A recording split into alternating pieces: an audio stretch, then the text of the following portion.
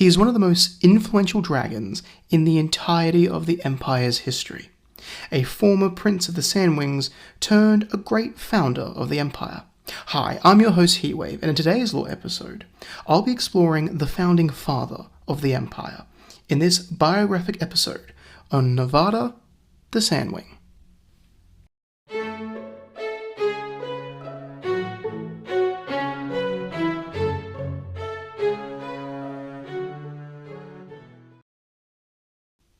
Now this is a surprise. My former concubine, my dearest son, and a mere sea-wing child. I truly have been defeated by the lowest of the low. Tell me, Navada, what did you plan on doing after this? Kill me? Take my power? Put your pragmatic little ass on my throne? No, father. I have a more grander plan than continuing whatever rulership you call murder and genocide. You listen here, you little shit. Cinnamon, remove this excuse for a sandwing. With pleasure. Welcome back to the Wings of Fire spin-off series Empire of Pareena. If you haven't done so already, please hit that like button. And if you haven't done so already, please hit that subscribe button so you never miss any chance of us publishing an episode. So in today's lore biographic episode, I'll be exploring the life and rise of the former son of the tyrant, Navada, the Sandwing. Navada, or Prince Navada, was one of the most important dragons in the creation of the Empire of Pareena. He wrote many of the legislations, documentations, arrangements, and guiding structures of the new empire, and was solely responsible for the transition to a new, unified Pareena. While yes, the first Empress Ocean was a big part of the early empire, taking power and using her words brought all winglets together, it was Navada who set up and handled all the background stuff. The government departments, for example, was one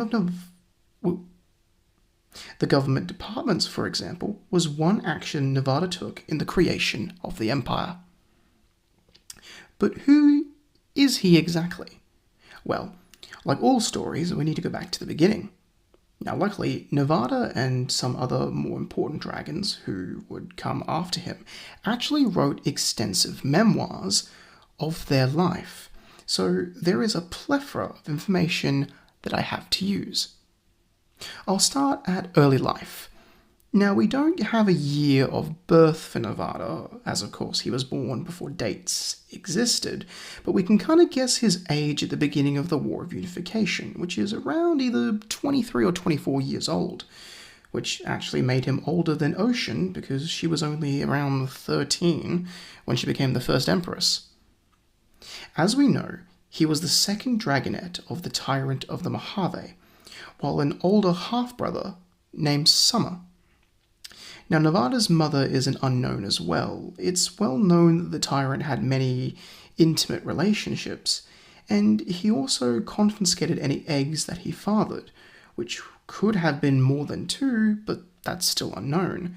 I believe that at this point any female who had been proud to have mothered a dragonet of the tyrant. It's unknown if Cinnamon had any dragonets with the tyrant. Most likely they would have been smashed early on, but I found one scroll describing she had a young daughter who was quite old by the end of the War of Unification. But this is just a mere line of text in a scroll. Gospel, pretty much. Anyway, Navada enjoyed a great privileged upbringing under his father's wing. While the tyrant is of course one evil sandwing, he actually was a good father. He believed that his dragonets would take his place upon his death, or they would become regional lords over a part of the vast areas of Pareena upon the tyrant's great victory.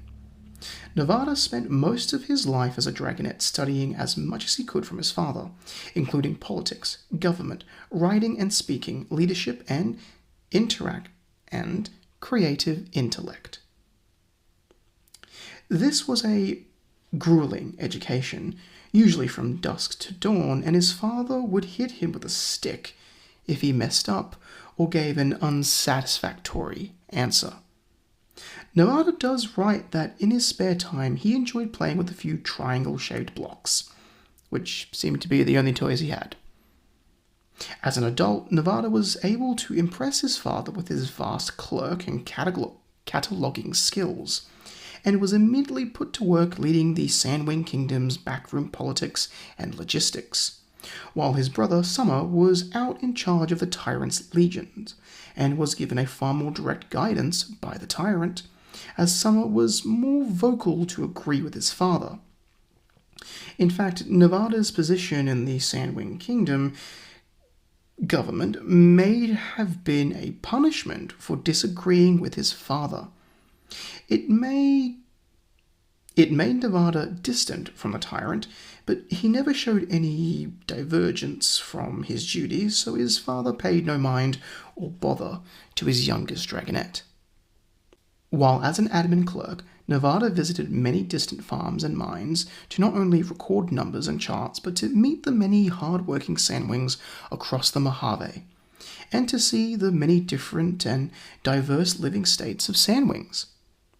Navada at this time heard one common comment from Sandwing farmers, which was, "Ever since our farms were grouped together, we have been able to benefit from trade, equipment exchanges, and support."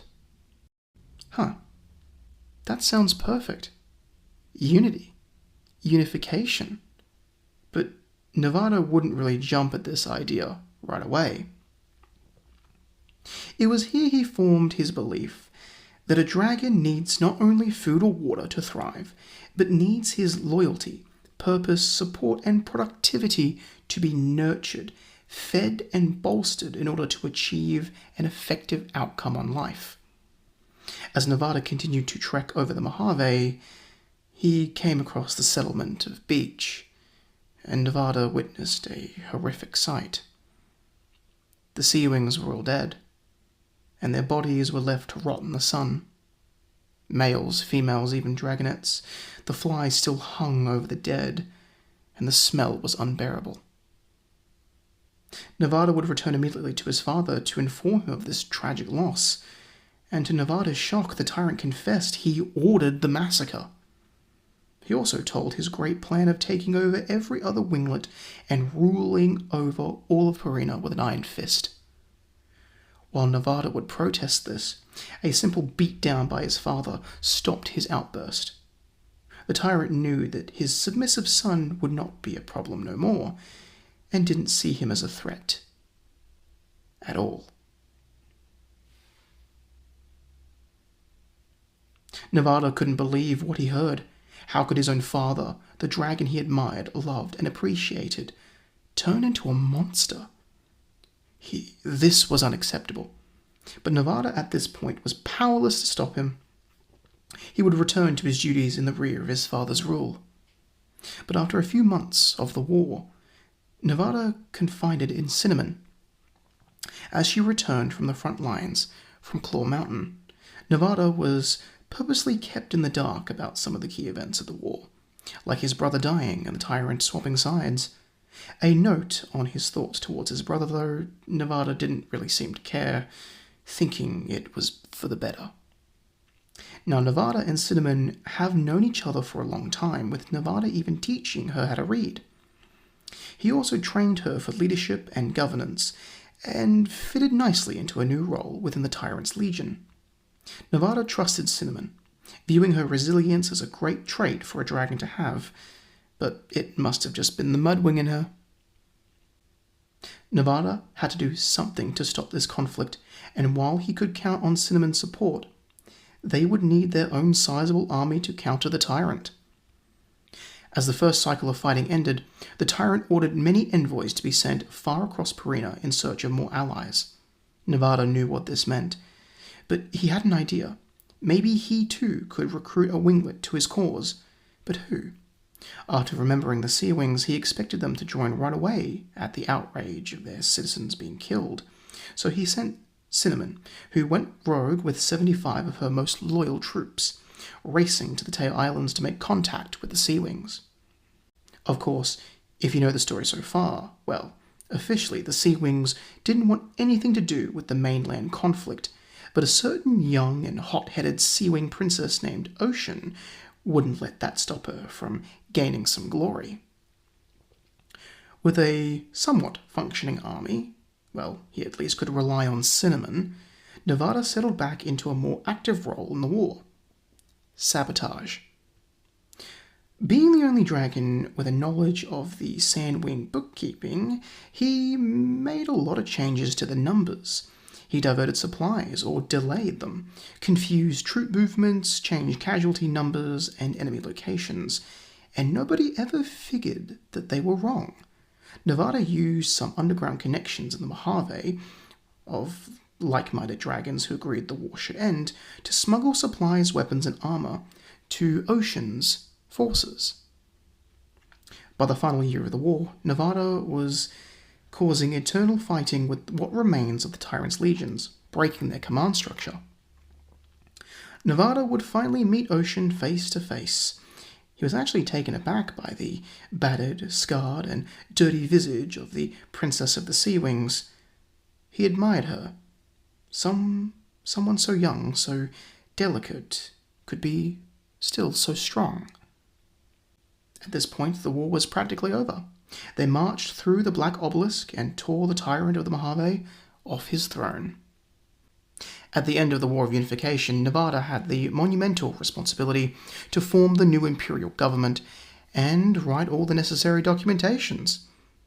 It took months, and a lot of sleepless evenings, all while the lawlessness of the post-war was a constant concern for Navada, but at least he had Ocean by his side. He practically singled her out to become the first empress upon the kingdoms of Pareena, usurping their power. He was surprised she took the role with vigor and enthusiasm. The two found a lot of common ground.